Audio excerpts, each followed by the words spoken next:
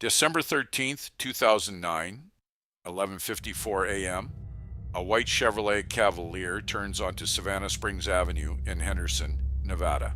6 minutes later, the driver steps out of the car carrying a manila folder, walks calmly past a home security camera, and disappears.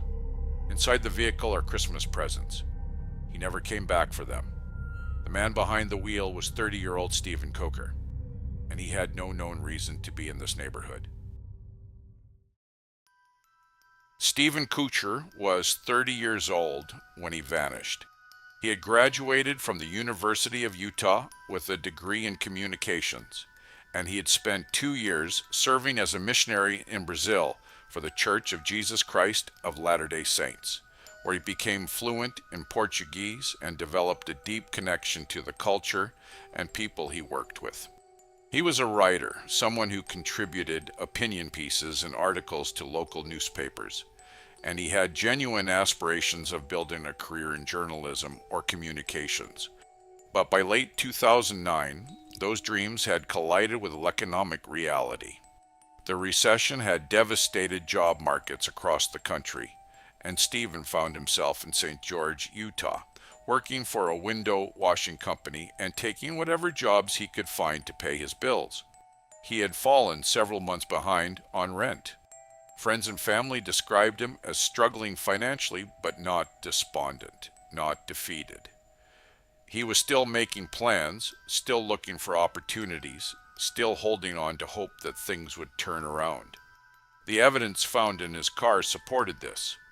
Blankets and pillows were discovered in the back seat, suggesting that Steven may have been sleeping in his vehicle when money was especially tight, unable to afford both rent and basic necessities. But alongside those signs of hardship were Christmas gifts: a baby bib for a young relative, homemade cookies carefully wrapped and ready to be given to family members during the holidays. These were not the possessions of someone who had given up. But struggling is not the same as disappearing. And what happened next suggests that Steven Koecher was involved in something that no one in his life knew about. 3 days before Steven vanished, something changed. Between December 10th and December 12th, he drove over 1,100 miles across Utah and Nevada, crisscrossing the region in a pattern that made no logical sense. Bank records confirmed that Steven made multiple ATM withdrawals in different cities during this period, pulling out small amounts of cash to buy gas and keep moving. Cell tower data tracked his phone as it pinged towers across the region: St. George to Las Vegas, back to St. George, south again into Nevada, then north once more. He wasn't visiting family. He wasn't interviewing for jobs. He wasn't on vacation. He never told anyone where he was going or why he was making these trips. There were no emails explaining his movements, no text messages revealing a destination, no phone calls that indicated he was meeting someone or fulfilling a specific task. Whatever Steven was doing during those 3 days, he kept it completely to himself. On the night of December 12th, a neighbor in Steven's apartment complex saw him return home at 10 o'clock in the evening, pulling into the parking lot in his white Cavalier and walking up to his apartment. 30 minutes later, the same neighbor saw Steven leave again, getting back into his car with the same sense of purpose he always seemed to carry, and driving off into the darkness. That was the last time anyone in St. George saw Steven Koecher alive. The next morning, Sunday, December 13th, Steven made 2 phone calls to friends while he was already somewhere in the Las Vegas metropolitan area, roughly 135 miles southwest of his home. The conversations were brief and unremarkable. Steven told his friends he was in the Las Vegas area. One friend asked if Steven could cover a church meeting back in St. George that afternoon. Steven offered to drive back to help. The friend said it wasn't necessary, that they would find someone else. That phone call, casual and ordinary, was the last conversation anyone ever had with Steven Koecher. At 11:54 in the morning, a home security camera mounted on a residence in Sun City, Anthem, captured Steven's white Cavalier as it turned onto Savannah Springs Avenue and drove slowly toward the end of the cul-de-sac. The car pulled into a spot near the curb, an unremarkable location with no particular advantage or concealment. 6 minutes later, at exactly noon, a second security camera mounted on a different home captured Steven walking away from his vehicle. The footage lasts 6 seconds. In those 6 seconds, Steven is dressed in dark clothing, and he appears to be carrying what looks like a manila folder or portfolio under his arm, the kind of item someone might carry if they were delivering documents or attending a meeting.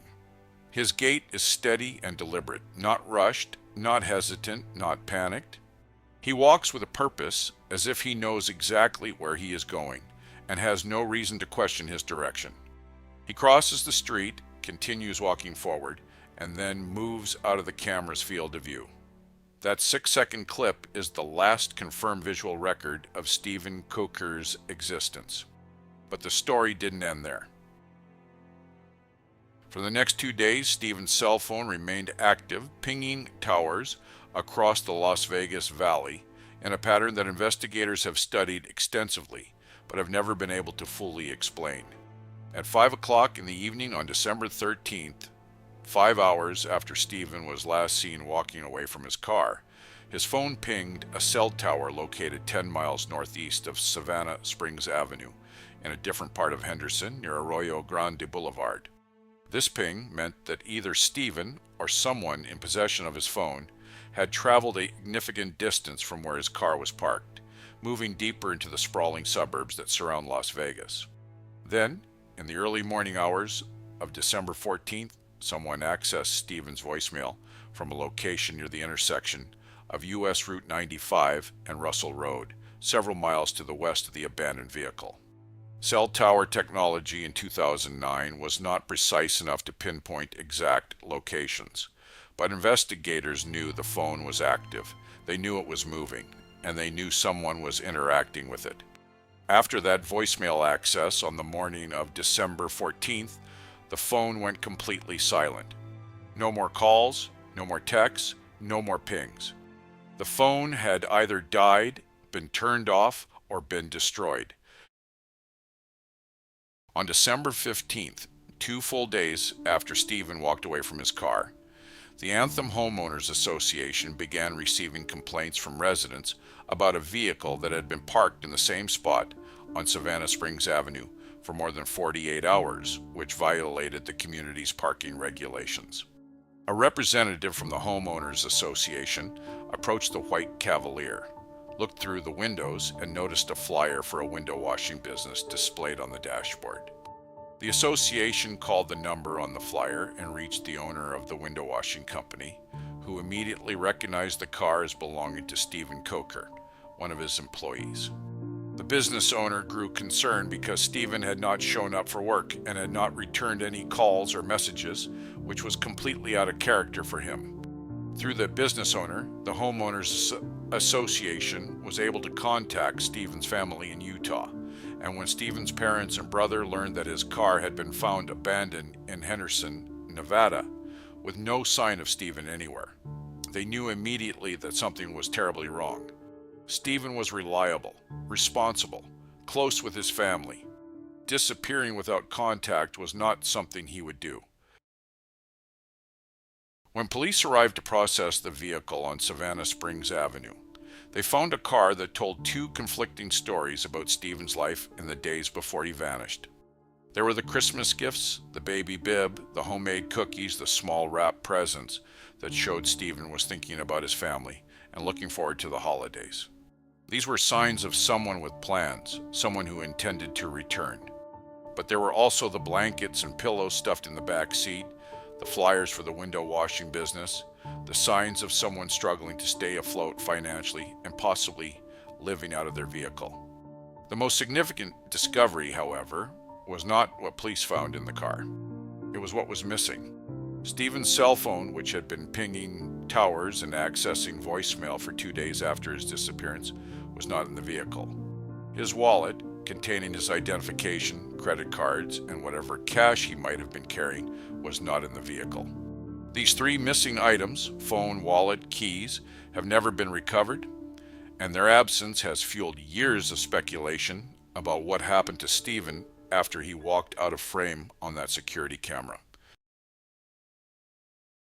In the days and weeks following the discovery of Steven's car, law enforcement agencies from both Nevada and Utah launched an extensive search operation. Helicopters equipped with thermal imaging cameras scanned the rocky desert landscape surrounding Sun City Anthem, searching for any heat signature or visual anomaly that might indicate human remains. Ground crews on all-terrain vehicles combed through washes, ravines, and remote areas where someone on foot might have wandered or where a body might have been concealed. K-9 units trained in cadaver detection were brought in to search specific areas where investigators believe Steven might have traveled based on the cell tower data. Volunteers from the local community joined the efforts, walking grid patterns through the desert and distributing flyers with Steven's photograph throughout Henderson and Las Vegas. Despite searching hundreds of square miles, they found nothing. No clothing that matched what Steven was wearing in the security footage, no personal belongings, no footprints leading away from the neighborhood, no forensic evidence of any kind. As the investigation continued, detectives began reconstructing Steven's final days with a meticulous detail. They interviewed his friends, family members, co-workers, and acquaintances, building a comprehensive profile of who Steven was and what might have brought him to Henderson. They examined his bank records, phone logs, email accounts, and social media activity, searching for any indication that he had been communicating with someone in the area or planning a meeting. They found no such evidence. They pulled security footage from gas stations and traffic cameras along the route between St. George and Henderson, but found no additional sightings beyond what had already been captured in Sun City Anthem. They interviewed every resident on Savannah Springs Avenue, asking if anyone had seen Steven, if anyone had been expecting a visitor that day, if anyone had hired someone to deliver documents or perform work at their home. No one recognized Steven from photographs. No one had been expecting anyone. But one resident came forward with information that added another layer of mystery. The resident reported that on the day Steven's car was parked on the street, someone had knocked on their door asking for money. When the resident declined to help, the person turned and walked away without explanation. The resident could not positively identify Steven from the photographs investigators showed them, but the timing and location of the encounter suggested it might have been him. If it was Steven, it raised troubling questions that have never been answered. Why would he be knocking on strangers' doors asking for money? Was he desperate? Was he testing whether anyone was home? Was he looking for a specific person and had the wrong address? The lead went nowhere, but it remains one of the few potential sightings of Steven after he left his car. Private investigators who became involved in the case, working pro bono on behalf of Steven's family, developed a theory that has become the most widely discussed explanation for Steven's mysterious road trips. They believed Steven had been doing some kind of courier work or delivery service in the days before his disappearance, possibly picking up odd jobs through online classifieds or informal arrangements to earn extra money during his financial struggles. The theory was based on several factors: the 1,100 miles Steven drove in just 3 days, the manila folder he appeared to be carrying when he walked away from his car, and the seemingly purposeful pattern of his movements, which suggested he was traveling to specific destinations rather than wandering aimlessly. However, despite extensive research into Steven's online activity, his emails, his phone records, and his financial transactions, investigators found no evidence of such an arrangement. No correspondence with anyone who might have hired him. No payments deposited into his bank account.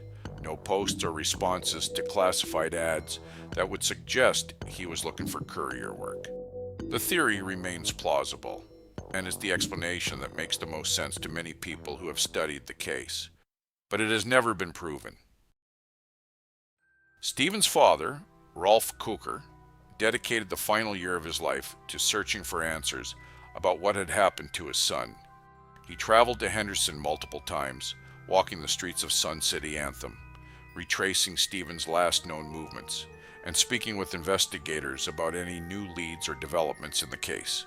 He appeared in media interviews, pleading for anyone with information to come forward, asking the public to help bring his son home. In February of 2011, just 14 months after Steven disappeared, Rolf Koecher passed away without ever learning what happened to his son, without ever receiving the closure that he desperately sought. Steven's mother, Deanne, and his brother, Dallin, have carried on the effort to keep Steven's case in the public eye. They have worked with journalists, true crime podcasters, and online communities dedicated to solving cold cases. They have maintained a website dedicated to Steven's disappearance, sharing updates whenever new tips or potential leads emerge. They have never stopped believing that someone, somewhere, knows what happened on December 13th, 2009. Over the years, numerous tips and possible sightings have been reported to law enforcement, but none have led to any concrete breakthroughs. There have been reports of Steven being seen in California, in Mexico, and other parts of Nevada, but when investigators followed up on these tips, they invariably led to cases of mistaken identity or unreliable witnesses. There have been searches of abandoned properties in the desert, investigations into individuals who lived in the Sun City Anthem area at the time of Steven's disappearance, and reviews of unsolved crimes in Nevada to determine if any might be connected to his case. Nothing has produced results. As of February 15, 2026, more than 16 years after Steven Koecher walked away from his car on Savannah Springs Avenue, the case remains officially unsolved. No human remains matching Steven's description have been found in Nevada, Utah, or any surrounding state. No DNA matches have been made to any unidentified persons in the National Missing Persons Database. No significant breakthroughs have emerged in the investigation. Henderson Police Department detectives have acknowledged publicly that the case has gone cold, and that they know about as much now as they did in the first days after Steven disappeared. The fundamental question has never been answered. Why did Steven drive 135 miles from his home in St. George to a specific cul-de-sac in a retirement community where he had no known connections, no friends, no business? Why did he park on that particular street in that particular spot? What was in the manila folder he was carrying? And what happened to Steven Koecher after he walked out of frame on that security camera?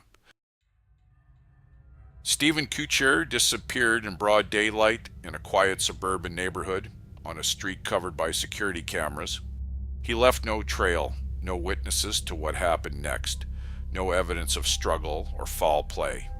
He walked with clear purpose, as if he knew exactly where he was going and had every reason to believe he would return. And then he was gone. For 16 years, his family has lived in a state of suspended grief, unable to fully mourn because they don't know if Steven is dead, unable to hope for his return because they cannot imagine any circumstance under which he would have stayed away voluntarily for so long. They have wrestled with questions that have no answers. Did Steven meet with foul play? Was he the victim of a crime that left no evidence behind? Did he suffer some kind of medical emergency or accident in the desert that left his body in a location that searchers have never found? Or is there some other explanation, something no one has considered, some scenario that would account for his disappearance in a way that makes sense but has eluded everyone who has studied this case? Somewhere in the desert surrounding Henderson, Nevada, or somewhere in the vast urban sprawl of Las Vegas, or somewhere beyond the edges of what anyone has been able to trace or imagine, Steven Koecher's story ended on December 13th, 2009. But the question remains, what happened to Steven Koecher? Where did he go after he walked away from that camera? Who, if anyone, was he meeting in Sun City, Anthem? And why has 16 years of investigation, searching, and pleading for answers yielded nothing but silence? The white Cavalier still sits in an evidence lot somewhere in Nevada. The Christmas gifts Steven purchased for his family were never delivered, and Steven Koecher has never been found. If you have any information about the disappearance of Steven Koecher, please contact the Henderson Police Department or the St. George Police Department. His family is still waiting, still hoping, still searching for the truth.